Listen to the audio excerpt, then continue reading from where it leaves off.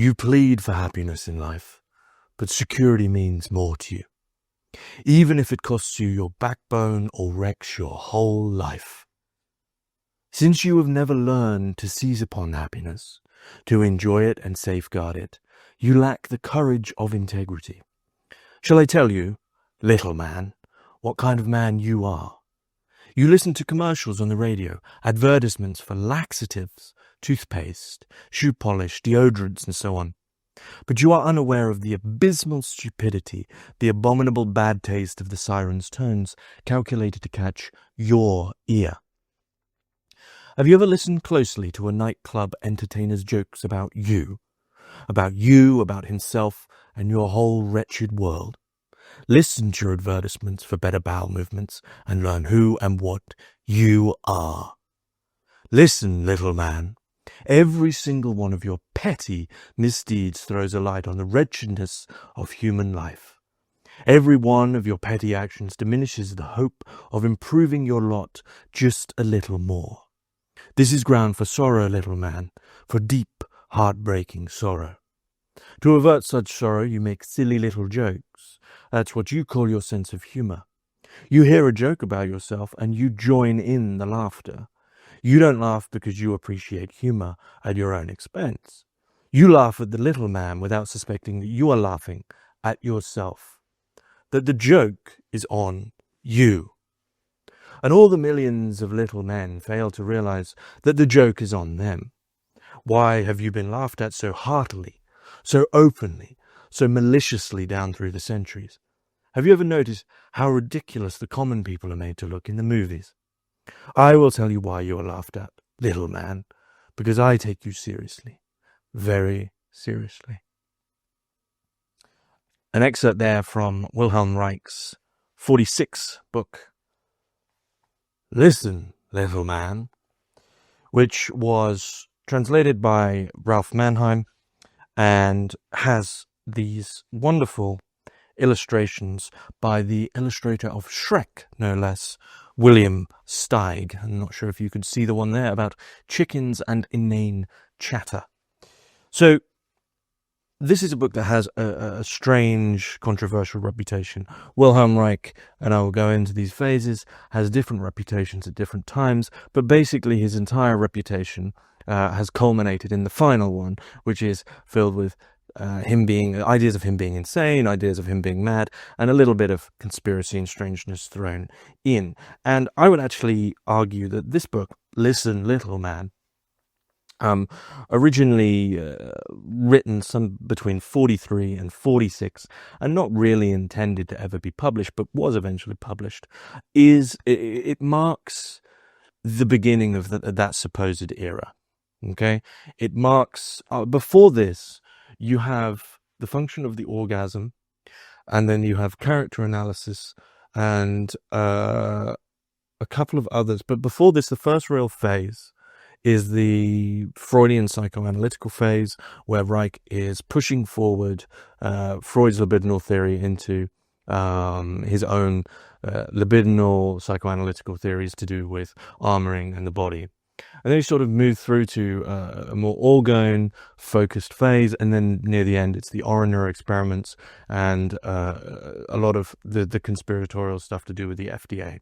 But what I would say is that those three sort of phases aside, there is also a split in his writing. So on one side, the beginnings with function of the orgasm, with character analysis, all the way through to like the cancer biopathy, very scientific. He's really seeing himself as sort of a psychoanalytical scientist at that point, really trying to figure things out in a very technical and structured way, we could say.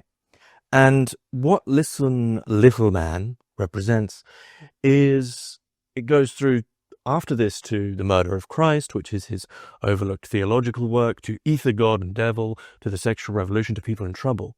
So he moves at this point, this is the real juncture, from psychoanalytical scientist to this kind of human savior of humankind, a man who really wants to save people and to help people. And this book of Reich's entire oeuvre is rife with different appreciations of what the hell is going on. But this book is generally appreciated as a rant. People say, "Oh, this is Reich's sort of narcissistic, self-absorbed, 100-page rant about how everyone else is wrong, about how the world is in his terms fucked and fallen and whatever it might be." And that Reich is really here as the savior, and he's just lashing out in a very emotional way. I want to go quite a way in actually saying that appreciation, that understanding of this little book is wrong. It's completely wrong. I'm a Reich defender. Now, why? What exactly is this? Okay, what exactly is Listen, Little Man? It is a rant. It is a rant. Don't get me wrong. But what it is this is in 46, and between 43 and 46, when Reich is writing this is when the controversies around his work, the attempts to sort of stop or criticize his work, the beginnings of accusations that he's a madman or sort of just a sex-obsessed, orgasm-obsessed loon, this is when this is really beginning to ramp up. And what Reich sees is a sort of threefold problem that culminates. So what he has understood as someone who, in the very early days with Freud saw Reich's greatness very quickly. He saw that he was extremely smart, extremely competent, very self-actualizing, we could say. And Freud saw that immediately and allowed Reich very quickly to see patients. Now, why does that matter? Well, Reich, this is sort of the first phase of these three that he's dealing with in Listen, Little Man. The first one is that Reich has a ton of experience dealing with people in a psychoanalytical setting. For him, he has a ton of experience trying to help people, trying to heal people, but ultimately trying to help, as per the title of the book, People in Trouble. Reich wants to bring people out of their misery and their armoring, and he wants them to not be little men anymore. Now, the second phase, in a sense, after this, is that he has all this experience. And what does he see? Well, he sees that a lot of these people do believe in him and do believe in his methods, his methods of getting rid of bodily armoring, of understanding psychoanalysis via these muscular tensions and armoring and the emotions trapped within them, and Reich's techniques and body work and breath techniques to release this armoring, to release the repressions, suppressions, neuroticisms, in a Freudian sense, via his way. And they believe in him, and a lot of people are getting healed and helped and possibly, in his terms, saved. They're getting taken out of the emotional plague. The emotional plague, what Reich calls, it's getting removed from them, right? So he has all this experience helping people. He's learning how to help people, and they're being helped by his methods that he's developing. His methods, however, are, of course, controversial. This is someone who, as we well know from the writings of Ola Raknus, would be seeing many of his patients fully naked, pushing on their body. This is someone who's taking Freud's libidinal theory and transforming it into his own orgasm theory, which I'll go into, that is extremely sexual, extremely libidinal. If there's all these controversies around Freud being sexual, well, Reich takes this up to 11, right? But all these controversies, and of course, orgone energy, of course, the great controversy, but all these controversies aside, Reich is finding that, well, people are being helped. People are healing, are being full of this bioenergy, this cosmic orgone energy that he's talking about, and are releasing their armoring and being healed via his methods.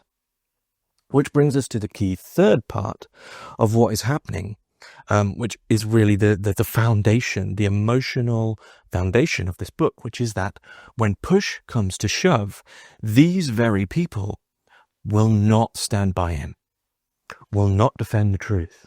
It doesn't even matter that they've been helped, that they've been healed, that these techniques have worked, that their life, that they've found this freedom, that they found this joy, that they found this sort of, to use a metaphor, a Blakean expansion that has got them out of the emotional Blake. It doesn't matter that that's happened, because there's something still there that when push comes to shove, very, very few of them will stand by Reich.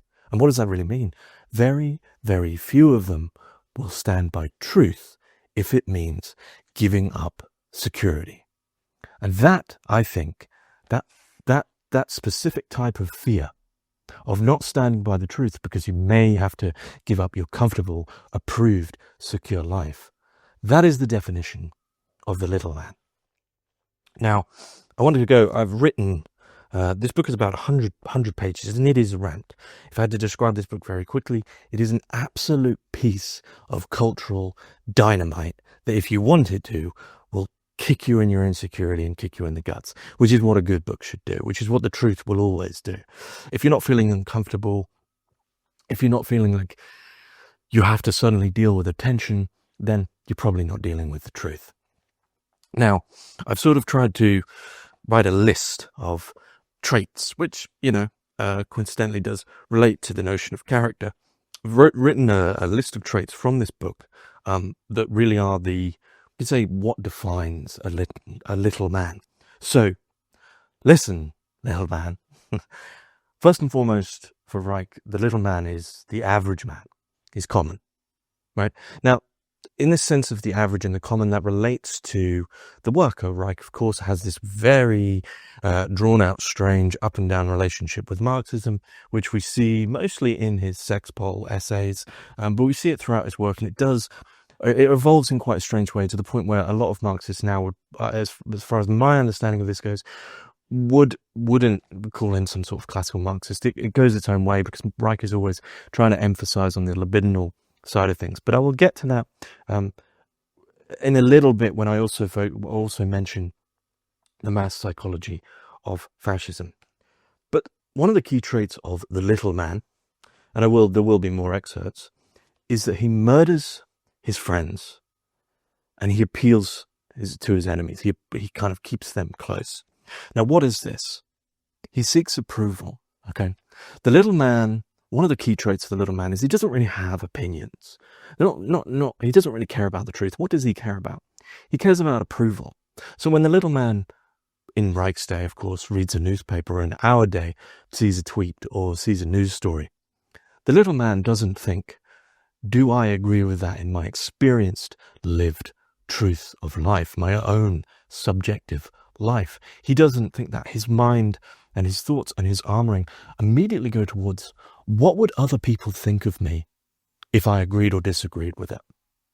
Would other common, average, little men and women approve of me and approve of my thoughts if I agreed with this? And in this sense, he murders his friends, because much like Reich's reading of Christ and many Christ-like figures that he also sees, Marx as one, Lincoln as one, these figures that give, these figures that are open, and I'll mention this when I get to armoring, murders his friends, because that form of, if a friend is agreeing with something that they don't agree with, or a friend is giving in a way that is, say, a bit divisive in terms of normality, of social politeness, he murders them because of this approval.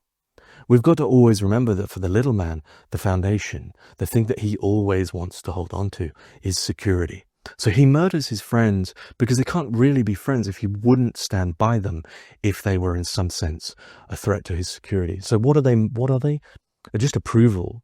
They're just an approval thing, a little collection of representatives. We're all normal, we're all fine, we're all tucked in, everything's very comfortable, everything's secure, everything's going to be fine. But of course, if one of your friends upsets the apple cart, well, you murder them.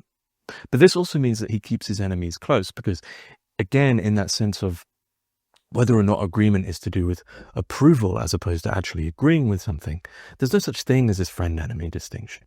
The enemies are, well, who's going to keep the security running? Okay. The next thing is the armoring. Okay. So for those that aren't fully aware of Reich's work, and maybe have come to him through this, or just have heard of him and the controversial reputation of Reich, I will do my best to give a armoring 101 here and now. So armoring is quite literally muscular armoring of the body. Okay, so Reich's understanding was, and and I'll give you a fairly black and white example of this, would be, say for instance, you are a little kid. Of course, Reich with Freud, a lot of is understood as happening as trauma and emotional responses in your childhood to what's being undertaken to you, and of course relationships to your mother and father, etc. Reich is a Freudian in that sense, but he does veer off, and I'll get to that also. Let's say you're a little kid, and like most little kids do, and again, remember this is a very black and white example. As most little kids do, you walk around and you've arched your neck up and you're trying to explore the world. Okay, like when a baby is born, the first thing it does is it starfishes out. It's like, I want the world. Okay, so a little kid is walking around and he's looking up and he's trying to explore the world, and like so many parents do and still do, he or she might get a slap on the back of the head, and over time, or maybe very quickly, the emotion, which we could describe as a suppression that turns into a repression of exploration, of reaching out. Right? This is a bodily action of reaching out.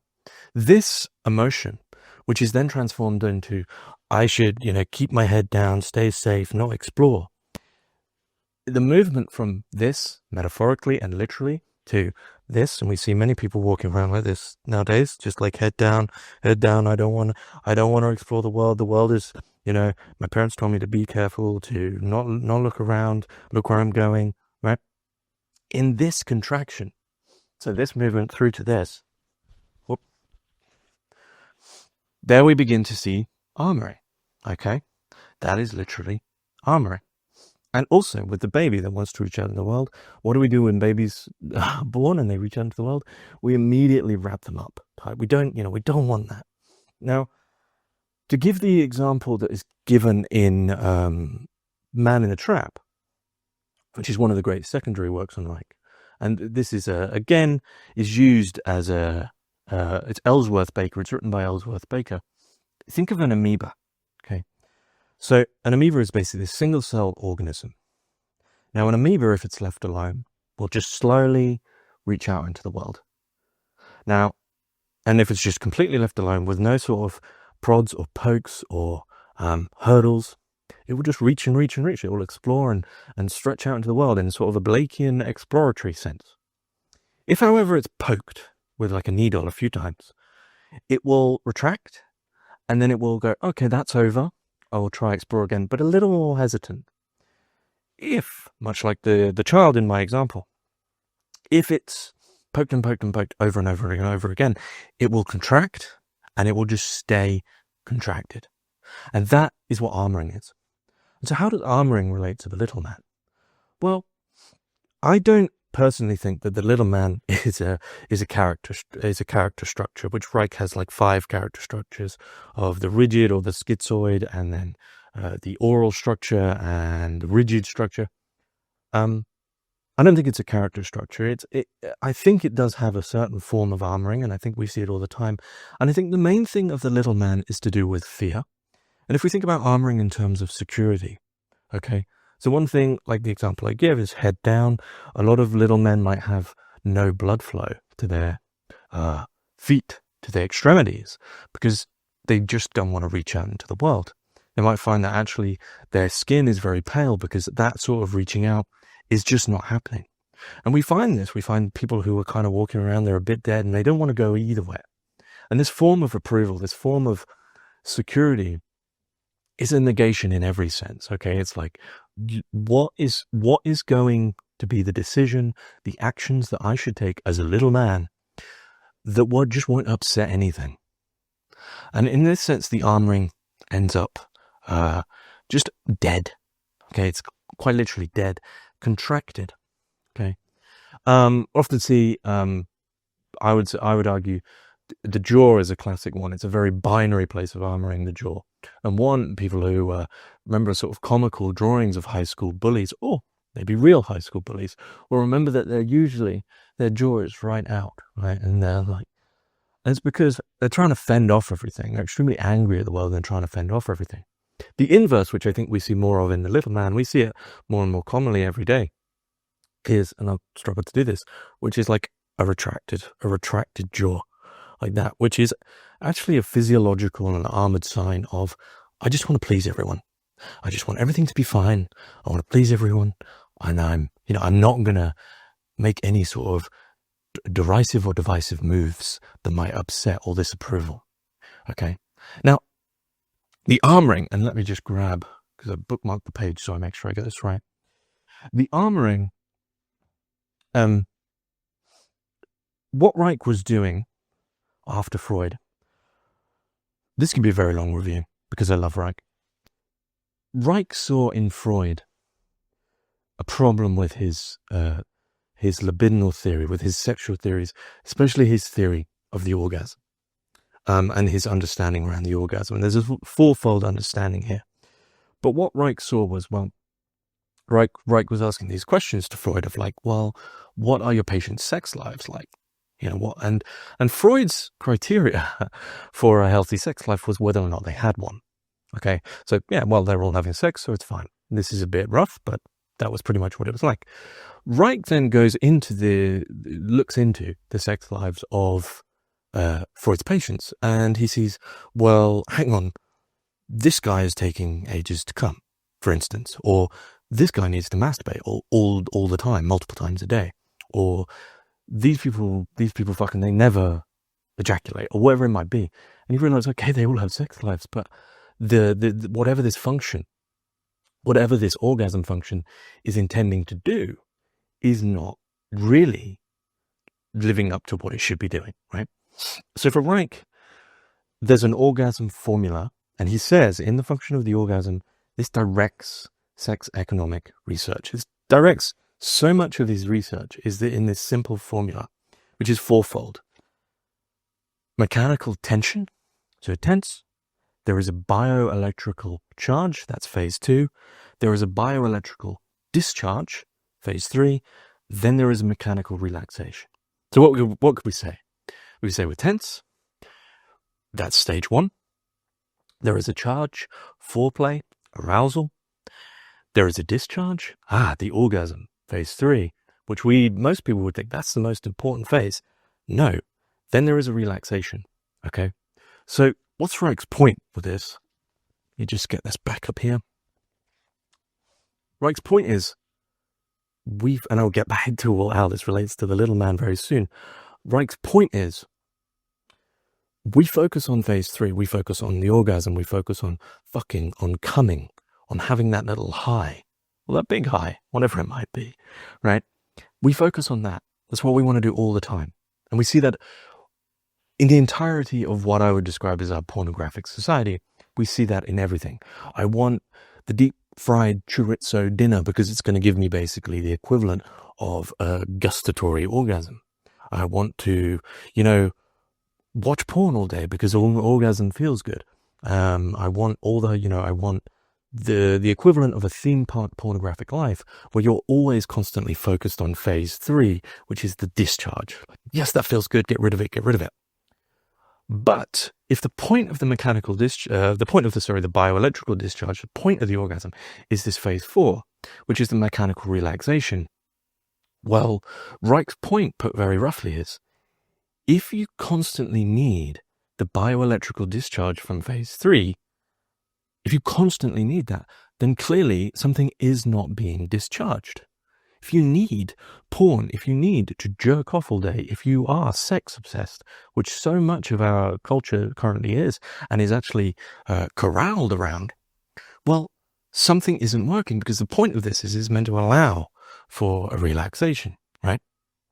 And the relaxation is a dispersion of the armored energy. It's meant to allow you to relax into it and sit within this sort of warm, vulnerable, open dissipation of that tense energy that you sought to get rid of. And of course, if you just constantly need to do it, well, something's not working. And this is a key factor of the little man. He needs constant little things of power, constant little pornographic hits. His armoring is one of just gotta let it go, just gotta let it go, go. He can't relax. He can't be open. He can't be vulnerable. And this then relates to what the sex life of the little man looks like. And this turns into the difference between orgastic potency, which is a Reichian term of openness, vulnerability, love, and Reich uses this word, fucking. The little man's sex life is all about fucking. It's about domination. It's about using. It's basically the equivalent of constant doggy style. Right? Reich would not be on board with that, nor would he be on board. And this is something that surprises a lot of people who've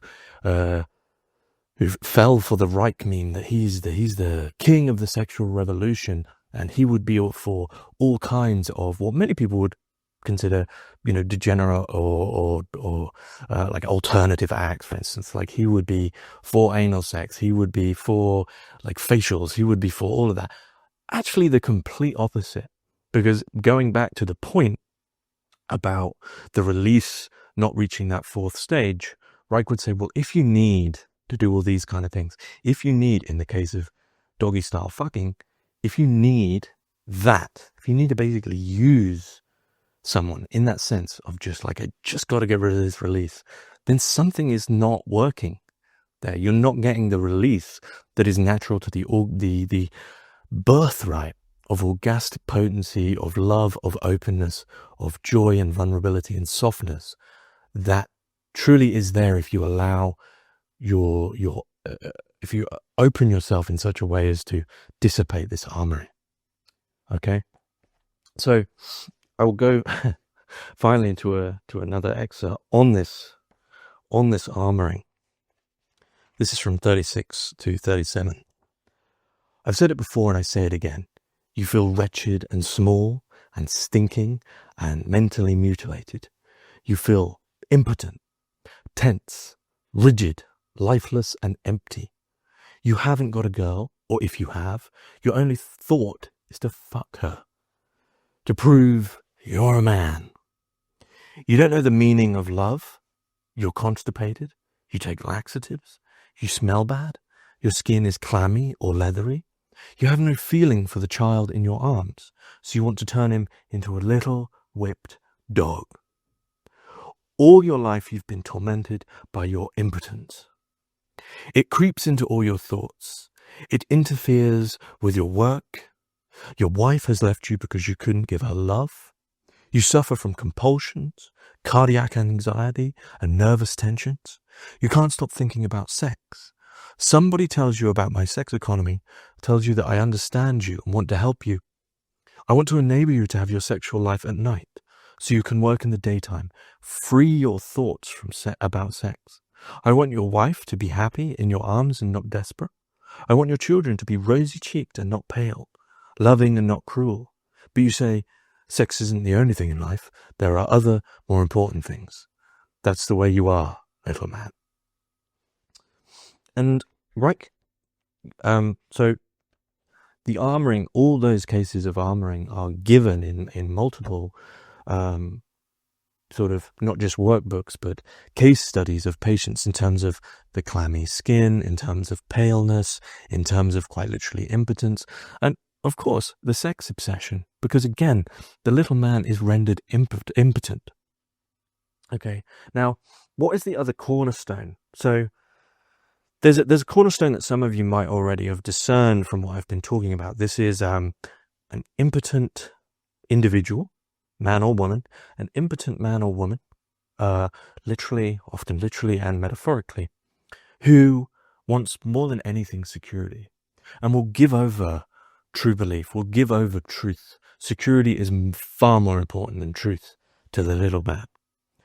What's beneath that? Well, I think that in one word, the little man can be described as fear. The little man's armoring is all about fear. Fear of what people will think of them. Fear of standing up for themselves. Fear of opening and being vulnerable. Fear of maybe losing things because you are finally true. But equally, this fear is a form of self-loathing. And Reich talks about this explicitly and a lot. Since individual freedom and individual greatness mean nothing to you, while national freedom and national interest stimulate your vocal cords, in very much the same way as bones bring the water to a dog's mouth. The sound of these words makes you cheer. None of these little men pays the price that Giordano Bruno, Jesus, Karl Marx, or Lincoln had to pay for genuine freedom. They don't love you, little man. They despise you because you despise yourself. They know you through and through, much better than Rockefeller or the Tories know you. They know your worst weaknesses, as you ought to know them. They have sacrificed you to a symbol, and you have given them power over you. You yourself have raised up your masters, and you go on supporting them, although, or perhaps because, they have cast off all masks. They have told you plainly, you are and always will be an inferior, incapable of responsibility. You call them guides or redeemers and shout, hurrah, hurrah. So, simultaneously, the little man despises himself, is armored, is wretched, is impotent, is pathetic, and he offloads this to the great figures that he sees as great men, as those who say, do it for national interest, because then you don't have to worry about your individual truth. Do it for, well, Reich would go so far as to say, do it for Marxism. No, because then I don't have to worry, I don't have to take responsibility. But for Reich, of course, writing this between 43 and 46, and also, of course, writing one of the great books on fascism and understanding of fascism, the mass psychology of fascism, this is extremely important, because the little man, Reich inverts a common understanding of fascism that comes from a real great man, charismatic theory of history.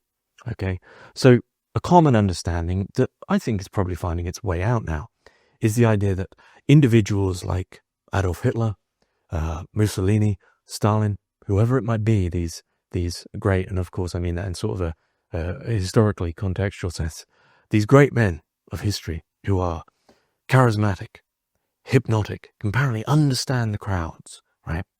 They just come along, they're sort of like almost like miracles. They just pop out of nowhere and they go, oh, you know, Reich is saying, this is how we commonly understand it. Oh, there's Adolf Hitler. We're all at the whim of him. Absolutely hypnotized. Can't do anything about it. He's too charismatic. There you go. So that would be a top-down theory of fascism where you have the charismatic individual, and that then just flows down into all these people who we render impotent. But this very analysis is the analysis that the little man would give. Because what the little man doesn't realize, as per the mass psychology of fascism, is that the reality for Reich is inverted. It is the mass and the mass psychology of millions, hundreds of thousands, millions of little men who just want approval, who just don't want to have to take responsibility, who don't want to have to stand unarmored, open and vulnerable and say, I don't agree. It is them that allow for and make that charismatic great man possible. And it is for this reason that one of the other key traits of a little man is that they become representatives. Okay, the little man doesn't want to stand on his own 2 feet, again, as per they want national interest, not individual interest. The little man is too armored, too fearful, too scared to stand on his own 2 feet. So he becomes what Reich calls a representative. Becomes a priest, representative of the church. He becomes a policeman, representative of the state. He becomes a politician, representative of the state. Or he becomes an ist, a Marxist, a Leninist, whatever it might be, to become a representative, because then he doesn't have to think for himself. Then all the problems are offloaded onto this vague mass psychology. We don't have to worry. We can avoid going in and dealing with held problems of our own. So this also connects to how the little man consumes. Because when we think about things in these terms of becoming the representative, of being part of that mass, being a policeman and being part of that mass, being a priest and quite literally being part of that mass, it is a consumption.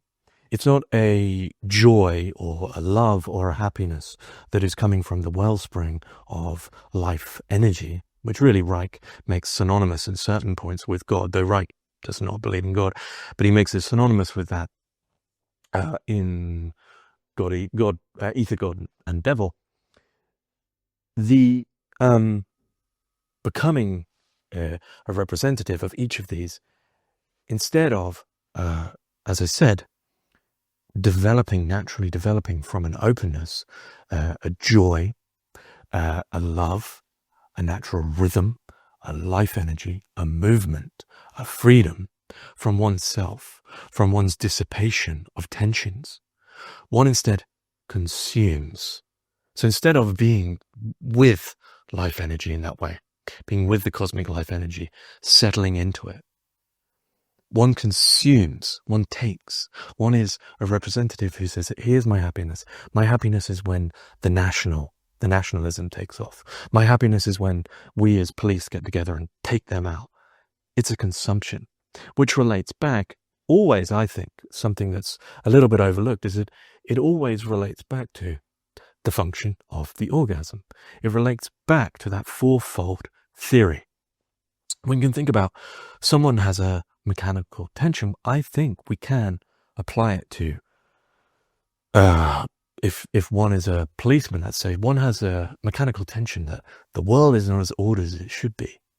And then there is the bioelectrical discharge. We could say it's an artificial, consumptive discharge where, okay, well, we need to sort this bit of chaos out and bring it back to our order, bring it back to our armored order. And then there is quite literally the equivalent of the orgasm in this sense, the bioelectrical discharge, where maybe they can beat someone up. And it's just this moment. But then, of course, there's no relaxation. That fourth stage is not happening. They are not dissipating the armor. They're actually increasing it. And there is a chronicity, a chronicness of this, that it just builds and builds and builds upon itself. That no amount of representative mass orgasm, consumptive orgasm, will ever help dissipate, because you're bolstering the armor. You're speaking from an armored vessel. You're orgasming, rendering impotent from the armored vessel that you're trying to get rid of. It's not going to work, because you, little man, you just can't bear being open. You cannot bear being vulnerable.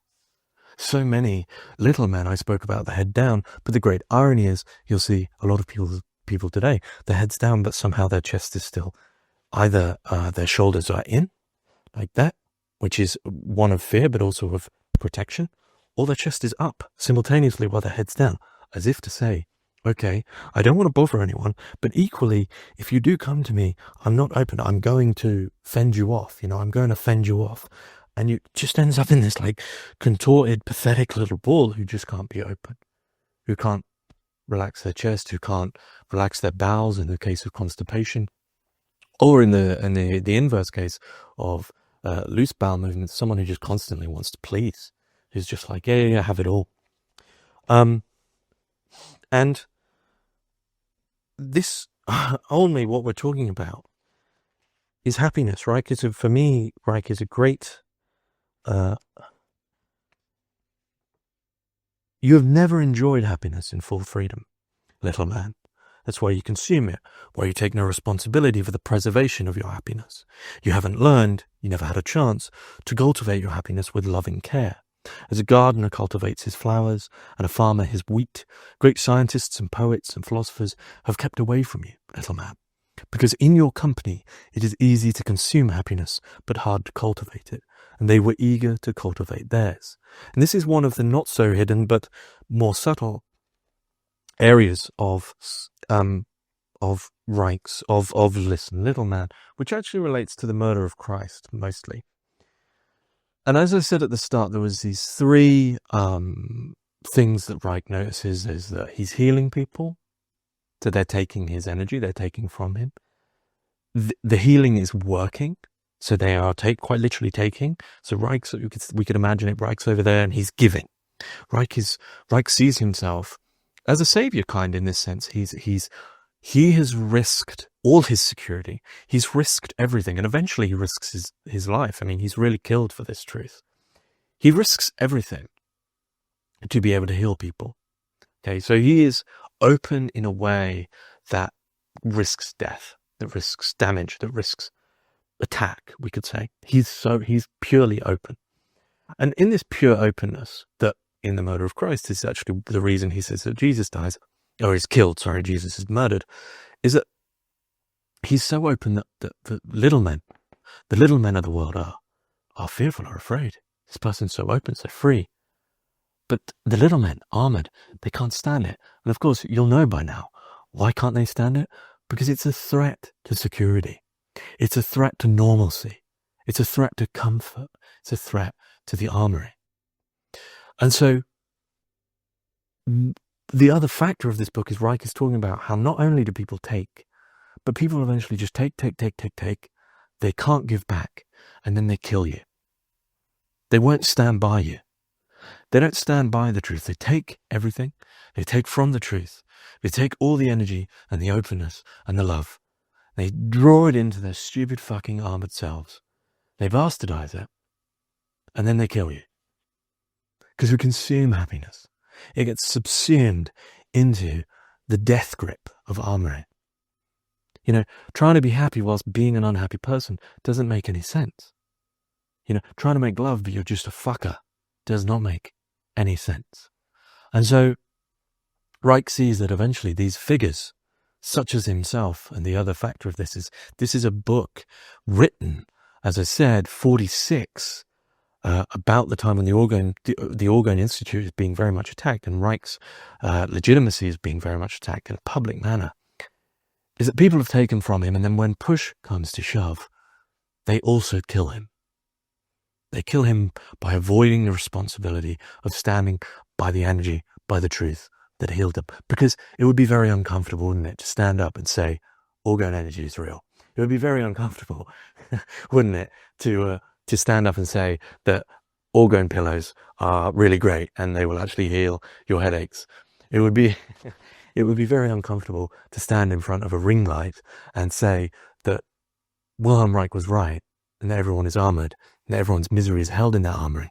And as ridiculous as and uncomfortable and as against that normalcy that so many crave to keep and hold and be secure, that it would be very uncomfortable to stand by this madman, supposed madman, and say, no, he was right and you're fearful.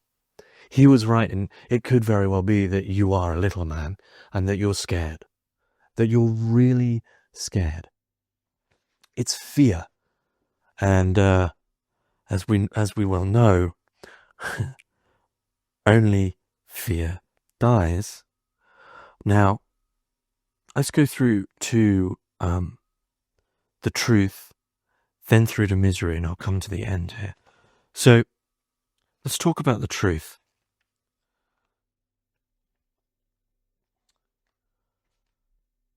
I say it again. I'm bidding you goodbye. This is Reich talking. It's taken me many years and cost me a good many sleepless, tormented nights. Your coming leaders of the world, proletariat, don't make things so hard for themselves. Today they're your leaders, and tomorrow you'll find them grinding out copy for some nondescript weekly. They change their opinions as easily as a man changes his shirt. I don't change my opinions as if they were dirty shirts. I keep faith with you and your future. But since you're incapable of respecting anyone you rub shoulders with, I'm obliged to get away from you. Your great-grandchildren will inherit my efforts. I know that. And I don't mind waiting for them to enjoy the fruits of my labours, just as I've been waiting for 30 years for you to accept and make use of them. But all you do is shout, hurrah, hurrah, or down with capitalism, or down with the Constitution. So Reich, it's another factor of this book, is that it constantly is towing the line between a real pessimism with regard to him being attacked as this, and love and openness being attacked, and actually a great optimism, because Reich has a book, Children of the Future, and Reich always talks about how this is for the future. He wants to see the future filled with love and openness, but he has to get away whilst at the same time being absolutely in love and indebted to this energy that he's found. And so he's caught in this bind, but he's always mentioning the future. But it's this truth, this inability for the little man to really to defend the truth that is at the crux of so much misery. And misery is also a factor that I want to talk about, just a short excerpt from 73. You won't know, you won't want to know, that what you're really building, day by day and hour by hour, is your own misery. That you don't understand your children, that you destroy their backbone before they can stand bravely erect, that you steal love, that you are money mad and power hungry, that you keep a dog because you're determined to be somebody's master. On through the centuries, you'll repeat your mistakes until you and your kind die a mass death, victims of the universal social misery, until the horror of your existence strikes a first feeble spark of self-understanding in you. Then, very gradually, cautiously groping your way, you'll learn to seek out and to find your friend, the man of love, of work and of knowledge. Then, you will learn to understand, respect and honor him. Then you will come to realize that a library is more essential to your life than a prize fight, that a contemplative stroll in the woods is better than parading, healing better than killing, self-reliance better than reliance on the nation, and soft-spoken modesty better than shouting, patriotic or otherwise. The Reich sees, and of course, here is by Steig, a great level, you are afraid of life. That's what it comes down to in Listen, Little Man, is if you understand Reich's general oeuvre, it comes down to a rant at those, a screed, a shout, because at one and the same time, he is deeply, deeply hurt and tragically heartbroken by the fact no one stood by the truth. But simultaneously within that hurt, within that tragedy, is his great love for mankind and wanting to scream at them, you are afraid of life, but I don't want you to be. I want you to release that tension. I want you to release that armoring. I want you to dissipate. I want you to be able to love. I want you to be able to be open. And he's trying to get that through. He's constantly trying to, in that paradox, trying to get that through. And I don't see a narcissism there. I don't see a self-absorption. I see a man who, if he hadn't created a system that clearly works, then yeah, we could say this guy's a narcissist, he's got nothing to offer.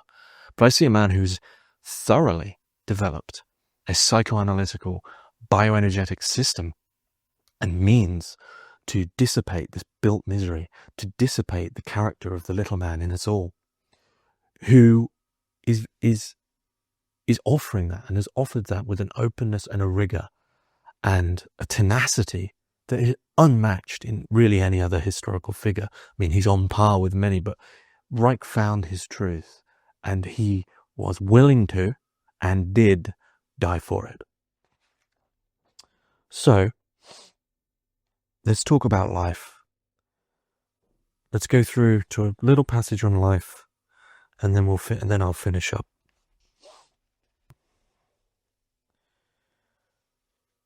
You've done all this and built your house in sand because you're afraid or unable to feel the life force within you, because you stifle and kill the love in your child before the child is even born, because you can't endure any free, living, natural movement or expression.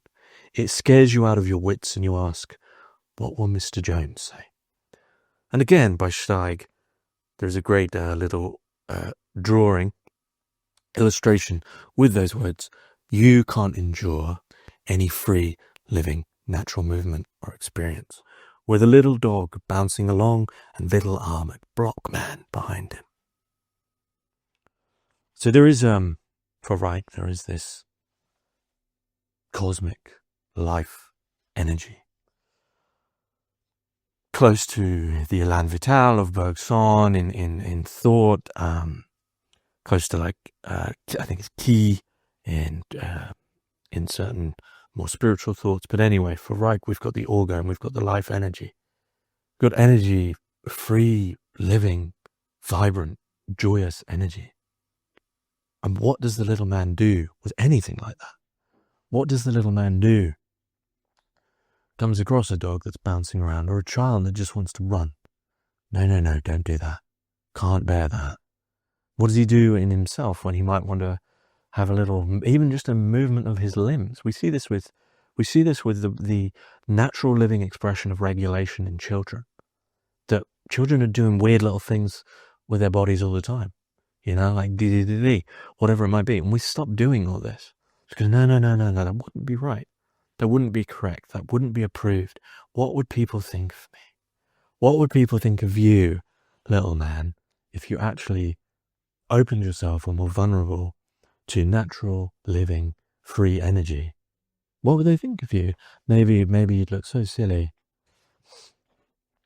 And then when we come to the end of the book, this beautiful ending, where Reich says, "And to the dictators and tyrants, the crafty and malignant, the vultures and hyenas, I cry out in the words of an ancient sage, I have planted the banner of holy words in this world, long after the palm tree has withered and the rock crumbled, long after the glittering monarchs have vanished like the dust of dried leaves.